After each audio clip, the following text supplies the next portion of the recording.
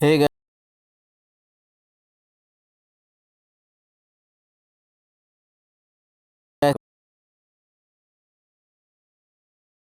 CQs, best MCQs.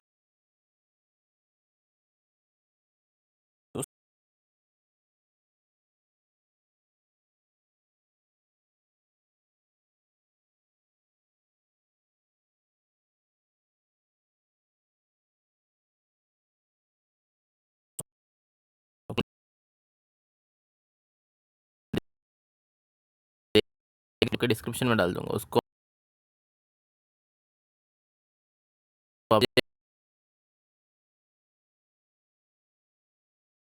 आपको तुरंत आराम से मिल जाए। ठीक है, फर्स्ट क्वेश्चन चलते हैं। What services are offered by the correspondent bank? International wire transfer, cheque clearing, cash fund transfer. तीनों के तीनों जो है ये सारा चीज़ जो है करस्पॉन्डिंग बैंक देखता है।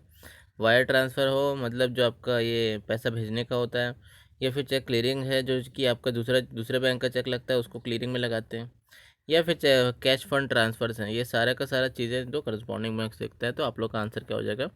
D, that is 1, 2 and 3 is the correct answer for this.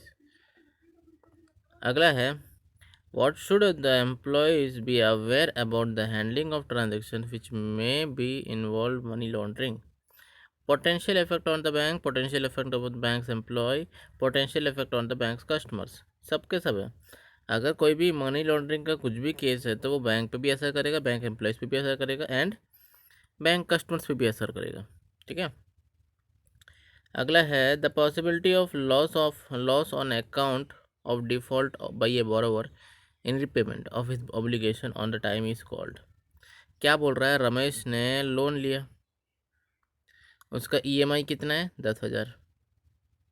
Bank यहाँ पे है, बैंक ने लोन दिया, ईएमआई 10,000 है। रमेश ईएमआई नहीं पे कर रहा है, तो उसको कौन सा रिस्क बोलते हैं? उसको बोलते हैं credit risk. Why credit risk? Because bank has given credit to the Ramesh and Ramesh is not able to pay back the EMIs in the right times, at the right times. Okay, so that it is called the credit risk. Okay, ये answer क्या हो जाएगा इसका? Credit risk हो जाएगा। अगला है, an investor invested ₹7.5 lakh in a project that gives a profit of 2 lakh first year, 2,60,000 second year, 4,50,000 in the third year, 10% discount rate भी है। What is the present value of the cash inflows? देखिए, इसमें करना कुछ नहीं है, 7,50,000 लेना है। ठीक है, 7,50,000 लेना है और ये तीनों वैल्यू को प्लस करना है। 2 लाख, 2,60,000 और 4,50,000, टोटल कितना हो जाएगा? 9,10,000। 9,10,000, बीच का डिफरेंस कितना है? 1,60,000। 1,60,000 दोनों का डिफरेंस, उसका 10% होता है 16,000। 16,000 इसका 10% होता है। उस 10% को आप 7,50,000 में माइनस करोगे तो आप लोग का आंसर हो जाएगा 7,34,000, जो कि आप लोग का आंसर है 7,34,000। अगला है, wages paid to the labour for construction of factory building is capital expenditure because. Wages paid करते हैं हम लोग कंस्ट्रक्शन को, वो कैपिटल एक्सपेंडिचर होता है। क्यों होता है? It increases the earning capacity, the benefit is for long period, it is not recurring. बार बार तो कैपिटल एक्सपेंडिचर फैक्ट्री बिल्डिंग बनाने की ज़रूरत नहीं पड़ेगा, एक बार बनाओ और वेजेस पे करो, भागाओ लेबर को, ख़त्म कहानी। तो नॉन रिकरिंग है ना, रिकरिंग मतलब बार बार रिपीट होना, इट इज़ नॉन रिकरिंग। और नॉन रिकरिंग जहाँ पे आए वो कैपिटल एक्सपेंडिचर होता है। Benefit is for long period.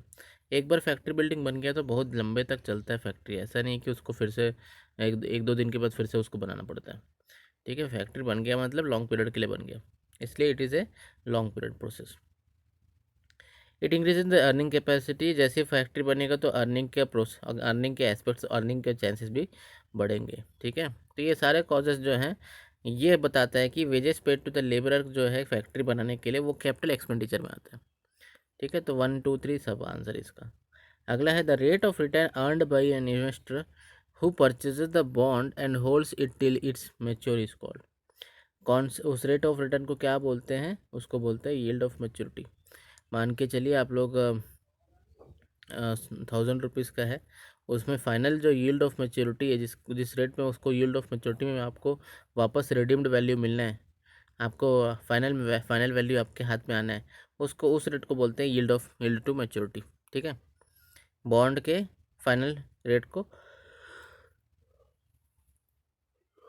Yield to maturity rate बोलते हैं। ठीक है, अगला जो है, the double entry accounting system keeps A complete record of business transaction, it ensures arithmetic accuracy, balance sheet can be prepared at the end of year only by using the system being scientific eliminates the chances of fraud. ये कहाँ पे होता है कि scientific से तो frauds नहीं होगा। आप लोग मोबाइल बैंकिंग यूज़ करते हो, आप लोग गूगल पे यूज़ करते हो, तो क्या उसमें फ्रॉड नहीं होता? फ्रॉड होता है। तो डी तो ऐसे ही कट गया, डी कट गया तो ये कट गया। ठीक है, डी कट गया तो ये कट गया, अब बच गया ये और ये, only A B and C only. ये दोनों के दोनों ऑप्शन सेम लग रहे हैं, देखिए, इसलिए आंसर आपका डी है, यहाँ पे दिया हुआ है, लेकिन आप लोग का ए बी सी तीनों सही है। Keeps the complete record of the business transaction, it ensure arithmetic accuracy, balance sheet can be prepared at the end of the year only by the using the system. तीनों option इसका correct है। अगले में आ जाते हैं, a recurring expense which is to be made frequently is called revenue expense. Very correct, एकदम correct है। रिकरिंग मतलब रेवेन्यू, नॉन रिकरिंग मतलब कैपिटल। ठीक है, a non recurring is called capital expense, ये भी करेक्ट है। Purchase of motor cars from the manufacturer by the dealer is revenue expense, because देखिए रेवेन्यू एक्सपेंस है क्योंकि मोटरसाइकिल आप लोग लेते हो पर्सनल यूज़ के लिए, it is not for public use, या फिर it is not for some purpose, it is for personal use, मज़े के लिए ले सकते हो, या फिर फ्रेंड्स के ले सकते हो, या फिर अपने किसी को गिफ्ट करना है उसके लिए ले सकते हो। तो it is not a capital expenditure, it is a revenue expense, motor vehicle, motor cars. ठीक है, और लास्ट है purchase of machinery by A manufacturing firm, it is A capital expenditure. Machinery ले रहे हो ना, मशीनरी ले रहे हो, कैपिटल फैक्ट्री के लिए ले रहे हो, या फिर अपने कोई धंधा के लिए ले रहे हो, तो उसको आप लोग क्या बोलेंगे? उसको बोलेंगे कैपिटल एक्सपेंडिचर, सिंपल बात है ना। तो सारे के सारे सही हैं, A to D all are correct. Companies profit divided among the share holders, company का जो प्रॉफिट होता है उसको शेयर होल्डर्स के साथ डिविडेंड के नाम से बांटता है कंपनी, डिविडेंड के नाम से बांटता है, तो डिविडेंड पे आउट बढ़ता है, डिविडेंड पे आउट बढ़ता है, लेकिन डिविडेंड यील्ड जो है उतना ही रहता है। एक क्वेश्चन हम लोग किए थे, याद रखिएगा। ठीक है, कंपनी प्रॉफिट डिवाइड करती है शेयर होल्डर्स में, उसको क्या बोलते हैं? डिविडेंड। क्या बोलते हैं? डिविडेंड। अगला है, according to the accounting equation assets are equal to liabilities and equities, liabilities and equities याद रखिएगा। अगला है, which of the following expenses and their types does not match, cost of replacement of defective part of machinery, revenue expense. देखिए machinery का कोई भी आप part change कर रहे हो, उसको आप लोग आज ख़राब हुआ अगले महीने फिर ख़राब होगा, उसको मेंटेनेंस करना पड़ता है 3-3 महीने में, तो इसको क्या बोलेंगे? रिकरिंग बोलेंगे, और रिकरिंग जहाँ हुआ रेवेन्यू हो गया। Professional fee paid in connection with acquisition of lease hold premises is called capital expenditure. Obviously है, आप लोग लीज होल्ड प्रीमाइसेस के लिए जो फी पे कर रहे हो वो आपका कैपिटल एक्सपेंडिचर लॉन्ग टर्म के लिए कर देते हो एक ही बार में, पता है। ऐसा नहीं कि घर वाला टाइप का रेंट देते हो आप लोग हर महीने, एक बार फी पे एक बार लीज पे करते हो, ख़त्म कहानी, लंबा सा लीज रहता है उसको, इसलिए कैपिटल एक्सपेंडिचर बोलते हैं। घर का लीज नहीं है ये जो एक एक महीने में देना है, ये लंबा फीस हो जाता है कैपिटल एक्सपेंडिचर में। ठीक है, इसलिए capital. Travelling expense incurred by the chief executive of the company in connection with the purchase of costly equipment is capital expensive. कोई कॉस्टली इक्विपमेंट खरीदने के लिए कोई भी अगर सीईओ जाता है तो उसको जो पैसा दे रहे हैं वो भी कैपिटल एक्सपेंडिचर, बार बार तो जाएगा नहीं, एक बार ले रहा है, कॉस्टली चीज़ है ये, कॉस्टली इक्विपमेंट बोला, कॉस्टली इक्विपमेंट मतलब मशीनरी हो गया, बड़ा मशीनरी, तो उसको लेने जा रहा है तो उसको भी क्या बोलेंगे? Capital expenses. Purchase of machinery for sale, इसको हम लोग रेवेन्यू एक्सपेंडिचर बोलेंगे। रीज़न, इसको हम लोग यूज़ करने के लिए नहीं ले रहे, अगर यूज़ करने के लिए लेते हैं इसी चीज़ को, मशीनरी को, तो वो कैपिटल एक्सपेंडिचर में आता है, लेकिन यूज़ करने के लिए नहीं ले रहे, लेके उसको सेल करने के लिए ले रहे हैं, then it is a revenue expenditure. Okay, it is a revenue expenditure because it is not permanent, it is not for long term. Next है, the accounting cycle represents a series of steps that a business uses. The record and classify of transaction summarise the transaction communicate financial events, सारे के सारे होते हैं आपके accounting में, ठीक है, अकाउंटिंग साइकिल में सारे के सारे होते हैं। अगला है cash credit account will be NPA if the outstanding balance remains continuously in excess of the drawing power with in the limit for more than 90 days, correct. If there is no credit continuously for 90 days as the date of the balance sheet, very correct. Credits are not enough to cover the interest debited during the same period. Credit enough नहीं है कि उसको debit जो किया उसको ठीक करने के लिए। 90 डेज तक ट्रांजेक्शन नहीं हुआ, 90 डेज तक आपका कुछ ना कुछ उसमें 90 डेज तक कोई एक्शन नहीं दिखा, इसीलिए वो एनपीए हो जाता है। इसलिए हम लोग सीसी कैश क्रेडिट को क्या करते हैं, टर्नओवर करते हैं हर महीने। टर्नओवर, सीसी टर्नओवर, अगर सीसी में कोई भी हलचल नहीं हो रहा तो हम लोग क्या करते हैं, कोई भी बैंक में क्या करते हैं कि उसको टर्नओवर करते हैं, उसको जो है रिव्यू करते हैं कि वो क्यों नहीं चल रहा है। तो कस्टमर से एक बार कस्टमर से बात करके बोलते हैं कि एक बार इसमें कोई ट्रांजेक्शन करो, नहीं तो ये एनपीए में चले जाएगा। It's type of loan. तो इसका आंसर क्या हो जाएगा, डी हो जाएगा। क्या आंसर हो जाएगा, डी। अगला है when the required rate of return is equal to the coupon rate, the value of bond is equal to the face value. अगर required rate of return is equal to coupon rate है, then it is value of the bond will be equal to face value.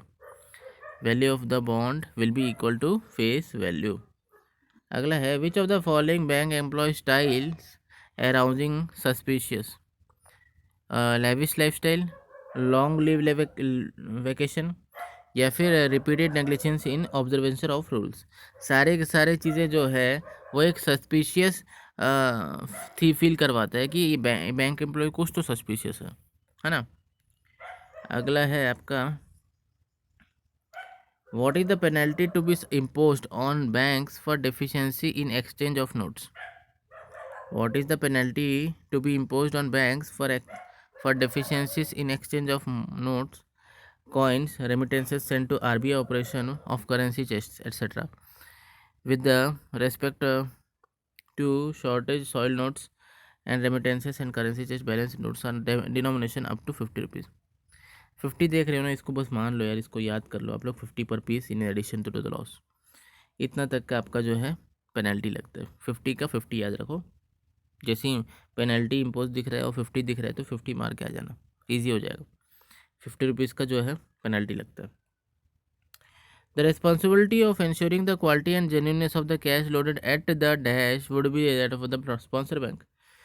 ऐसा कौन सा ATM है इन दोनों में से जिसमें आपका स्पॉन्सर बैंक रिस्पॉन्सिबल होता है हर चीज़ के लिए? वाइट लेबल एटीएम के लिए होता है। White label ATM non banks जो हैं वो अगर एटीएम्स खोलते हैं उसको बोलते हैं वाइट लेबल एटीएम। तो आंसर हो जाएगा ओनली 1। अगला है which of the following formula of the calculation compound interest is not matched.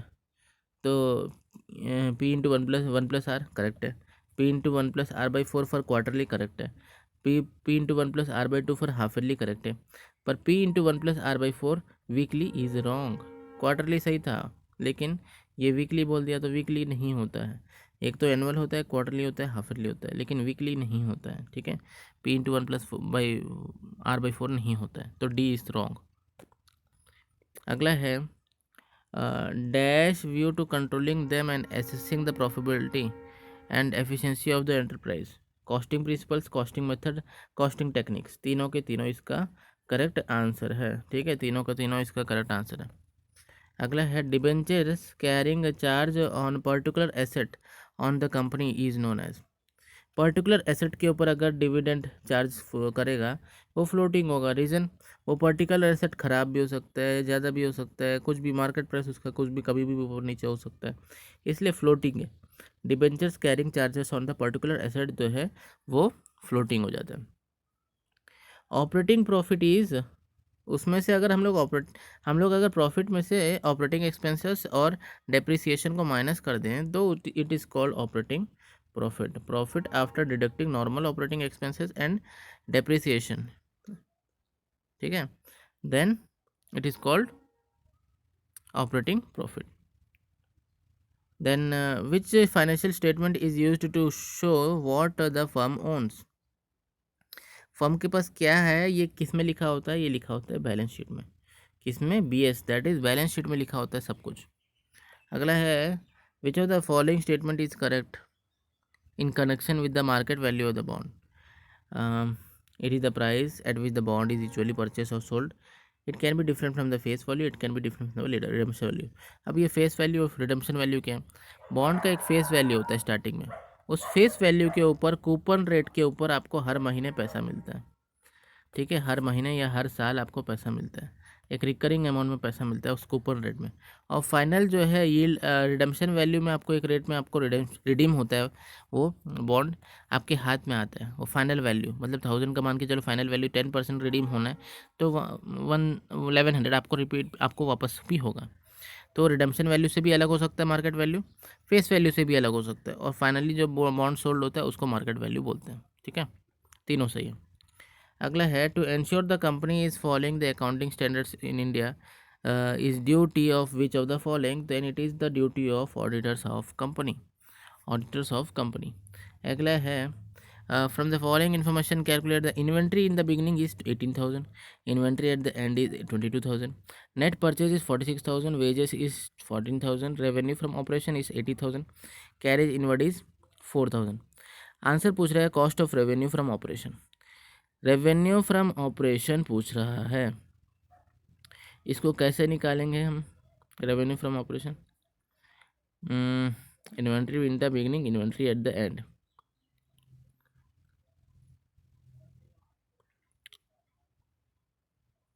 Average inventory पहले देखते हैं, ठीक है। एवरेज इन्वेंट्री देखा जाए तो एवरेज इन्वेंट्री आपका स्टार्टिंग में क्या दिया है, इन्वेंट्री एट द बिगनिंग और इन्वेंट्री एट द एंड, दोनों को आप लोग प्लस करोगे और डिवाइडेड बाई एवरेज इन्वेंट्री में क्या करोगे, inventory at the beginning inventory at the and दोनों को प्लस करोगे, डिवाइडेड बाई 2 करोगे तो आपका आंसर आ जाएगा। तो 18,000 प्लस 22,000 डिवाइडेड बाई 2 क्या हो जाएगा, 40,000 by 2 it is 20 it is 20,000। Okay, तो answer of average inventory is 20,000। Cost of revenue from operation देखते हैं, ठीक है, cost of revenue from operation देखते हैं क्या होता है इसका। 18,000, ठीक है, इन्वेंट्री इन द बिगनिंग, और 46,000 net purchases, 14,000 wages, carriage inward is 4,000। कितना हो गया टोटल, 46 14 इट इज 60, 60 हो गया 60, then 18 and 4,000 it is 22,000, so it is 82,000। ये टोटल हो गया। क्या क्या प्लस किए, inventory at the beginning, net purchases, wages and carriage inwards, ये चारों को प्लस किए, ठीक है। अब इसमें से माइनस करना है हम लोग को inventory at the and, that is 22,000 को। अगर 82,000 में हम लोग 22,000 को माइनस करेंगे तो कितना आएगा, 60,000।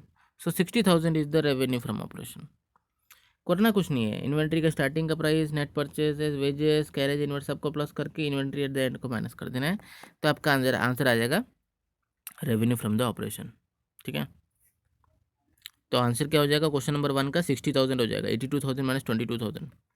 क्वेश्चन नंबर 3 देखेंगे, inventory turnover ratio. Inventory turnover ratio में कुछ नहीं करना है, फर्स्ट का आंसर डिवाइडेड बाय सेकंड का आंसर, मतलब revenue from operation divided by average inventory. Revenue from operation 60,000, average inventory 20,000, दोनों को डिवाइड करोगे तो 3 टाइम्स आ जाएगा, आंसर है 3। अगला है find the present worth of 78,000 due in 4 years at 5% interest. कुछ नहीं है, इस प्रिंसिपल नहीं दिया है, अमाउंट दिया है, आपको अमाउंट निकालना है। अगर 65,000 में 5% और 5% विथ 4 ईयर्स टाइम अगर इंटरेस्ट लगाओगे तो आपका आंसर आ जाएगा 78,000। कुछ नहीं करना है, PRT बाई 100 कर दो, इज इक्वल टू 78,000 कर लो, R को 5 रख दो, T को 4 रख दो, और इससे आराम से आपका वैल्यू आ जाएगा, ठीक है। नेक्स्ट में करते हैं हम लोग, next question. As per FIU, that is Financial Intelligence Unit guidelines, a bank has to mandatorily maintain record in the case of suspicious transaction of dash years from the date of cessation of transaction between client and the banking। Suspicious transaction का time कितने दिन तक उस transaction के details को रखना है, 10 years तक उसके डिटेल्स को रखना होता है। अगला है supervising official will personally count all the notes of denomination above rupees dash and will verify the portion of all the other notes in the clip system. 10 रुपये के ऊपर के सारे नोट्स जो हैं उसका सुपरवाइज होता है. 10 रुपये से लेके 10 रुपये का नहीं होता, 10 रुपये के ऊपर का सारे नोट्स का सुपरवाइजिंग किया जाता है. ठीक है, तो आंसर हो जाएगा 10 रुपीज़ नोट्स. अगला है implementation of KYC in the banks primary address which of the following risk. KYC की वजह से क्या होता है, मनी लॉन्ड्रिंग नहीं होगा, कोई गलत अकाउंट नहीं खुलेगा, गलत अकाउंट नहीं खुलेगा तो गलत ट्रांजेक्शन्स नहीं होंगे, तो that is come under the money laundering risk. KYC हम लोग मनी लॉन्ड्रिंग रिस्क को हटाने के लिए करते हैं. Chequebook is issued to illiterate depositor for cash payments. कौन बोला कैश पेमेंट्स? कैश पेमेंट्स के लिए बिल्कुल नहीं करना है, बिल्कुल भी नहीं करना है कैश पेमेंट्स के लिए. मेकिंग स्टैट्यूटरी पेमेंट्स मतलब government payments, yes government payments के लिए कर सकते हैं. Post dated cheque for repayment of instalment of loan, ये भी कर सकते हैं. किसी को लोन देते हैं तो पीडीसी लेते हैं, पीडीसी लेते हैं ना, पोस्ट डेटेड चेक्स पीडीसी लेते हैं. तो अगर इलिटरेट है तो पीडीसी ले सकते हो. और गवर्नमेंट का अगर कुछ भी गवर्नमेंट से कुछ रिलेशन है, उसका गवर्नमेंट से कुछ काम चल रहा है तो भी वो तो भी चलता है, उसके लिए भी. स्टैट्यूटरी क्या होता है, गवर्नमेंट वर्क्स. ठीक है, 2 and 3 इज करेक्ट. अगला है find the difference between the simple interest and compound interest 10% per annum 3 years for 5000. कुछ नहीं करना है, 5000 यहाँ लिख दो, 10% यहाँ कर दो, 10% यहाँ कर दो, 10% यहाँ कर दो. कितना हो गया, 500 हो गया, 500 हो गया, 500 हो गया. और रिकरिंग होता है आपका क्या, कंपाउंड इंटरेस्ट. कंपाउंड इंटरेस्ट पे इंटरेस्ट होता है, तो 500 पे इंटरेस्ट लगेगा, कितना हो जाएगा 10% 50. इस 500 में यहाँ लगेगा अगले तीसरे साल में, फिर इस 50 में भी लगेगा तो 5 हो जाएगा. ये होगा difference. 50 50 50 and 5 that is 155. 155 is the correct answer for the difference between simple interest and compound interest for 10% per annum for 3 years. Principal is 5000. अगला है ABC limited profit loss and for the year ended 31/3/2017 given below. Turnover, cost of sales, distribution cost, admin expenses, interest, tax, dividend. ठीक है, ये important है सबसे. ये दोनों को माइनस करोगे टर्नओवर और कॉस्ट सेल्स को मिलेगा ग्रॉस प्रॉफिट. फिर ग्रॉस प्रॉफिट में से डिस्ट्रीब्यूशन कॉस्ट और एनुअल एडमिन एक्सपेंसेस को हटाओगे तो मिलेगा आपको नेट प्रॉफिट. उसमें से आपका जो है इंटरेस्ट को हटाओगे तो आपको प्रॉफिट बिफोर टैक्स मिलेगा. प्रॉफिट बिफोर टैक्स में से टैक्स को हटाओगे, शेयर होल्डर्स का बेनिफिट मिलेगा, शेयर होल्डर्स का बेनिफिट मिलेगा. उसके बाद डिविडेंड को हटाओगे तो रिडेम्पशन वैल्यू मिलेगा. ठीक है, देखेंगे अभी. ठीक है, आगे देखते हैं. ग्रॉस प्रॉफिट समझ में आया आपका, turnover minus cost of sales that is 7300 minus 4234. So आपका आंसर आ जाएगा इसमें. ऑपरेटिंग प्रॉफिट में ग्रॉस प्रॉफिट जो आया टर्नओवर में से 4234 में माइनस किए, उस ग्रॉस प्रॉफिट में से 1320 दैट इज डिस्ट्रीब्यूशन कॉस्ट और एडमिन एक्सपेंसेस दैट इज 480 को भी माइनस कर देना है, तो आपका आ जाएगा operating profit that is net profit. Net profit before tax के लिए इंटरेस्ट को माइनस कर दोगे, ऊपर दिया हुआ interest. Profit attributable to share holders में टैक्स को माइनस कर दोगे. रिटेन प्रॉफिट में आप डिविडेंड को माइनस कर दोगे, माइनस करते जाना है बस. रिटेन प्रॉफिट में माइनस कर दोगे डिविडेंड को. ग्रॉस प्रॉफिट मार्जिन का कुछ नहीं करना है, gross profit divided by turnover का रेशियो होता है. ऑपरेटिंग मार्जिन में भी यही होता है, ऑपरेटिंग प्रॉफिट बाय टर्नओवर होता है. ये दोनों रेशियो को हम लोग ग्रॉस प्रॉफिट मार्जिन और ऑपरेटिंग मार्जिन बोलते हैं. ठीक है, रिटर्न ऑन कैपिटल एसेट्स ये बहुत इंपॉर्टेंट है आपका. इसमें क्या करना पड़ता है, ऑपरेटिंग प्रॉफिट ऊपर लिख दो, नीचे आप लोग को टोटल कैपिटल एसेट्स करना है. टोटल कैपिटल एसेट्स करना है, इसमें कुछ नहीं करना है आपको. टोटल कैपिटल एसेट्स में टोटल कैपिटल में करना क्या है आपको, लेबिलिटी को माइनस करना है. किस में से लेबिलिटी को माइनस करोगे आप लोग 1540 that is net current assets और नेट करंट एसेट्स एंड कुछ और बच रहा है क्या इसमें, नेट करंट एसेट्स में से हाँ ये current asset and plant machinery, ये टोटल एसेट्स हो गए आपके 3960 और 2430. ये क्या हो गया आपका टोटल एसेट्स हो गया, क्योंकि प्लांट मशीनरी भी तो एसेट है और करंट एसेट भी एसेट है, दोनों को प्लस करोगे तो टोटल एसेट हो जाएगा. माइनस करंट लिएबिलिटी कर दोगे 890, तो आप लोग का टोटल कैपिटल अवेलेबल आ जाएगा। टोटल कैपिटल अवेलेबल आ जाएगा। क्या करोगे, करंट एसेट को प्लस करोगे माइनस करंट लिएबिलिटी करोगे तो टोटल कैपिटल अवेलेबल आ जाएगा। तो आपको कुछ नहीं करना है, ROCE के लिए, रिटर्न ऑन कैपिटल एम्प्लॉयड के लिए ऑपरेटिंग प्रॉफिट रखो और कैपिटल एसेट जो टोटल मिल रहा है आपको माइनस कैपिटल लिएबिलिटी कर दो, ख़त्म। ये आपका आंसर हो जाएगा। ठीक है। करंट रेशियो की बात किया जाए तो capital asset by capital liability होता है, दोनों दिया रहता है क्वेश्चन में। और क्विक रेशियो में आपको कुछ नहीं करना है, कैपिटल एसेट में जो ऊपर लिए हो यहाँ पे जो दिया रहता है क्वेश्चन में, उसमें से स्टॉक्स को माइनस कर दो, डिवाइडेड बाई कैपिटल लिएबिलिटी कर दो। तो आप लोग का यहाँ पे भी इसका आंसर आ जाएगा क्विक रेशियो का। तो ये आप लोग का यहाँ पे कंप्लीट होता है क्लास नंबर 3। बहुत लंबा क्लास हो गया, तो होप करता हूँ आप लोगों को कुछ सीखने और कुछ अच्छा जानने को मिला होगा। और अगर मिला है तो ज़रूर लाइक एंड शेयर कीजिए एंड टेलीग्राम ग्रुप में ज्वाइन हो जाइए। मिलते हैं नेक्स्ट वीडियो में, तब तक के लिए धन्यवाद।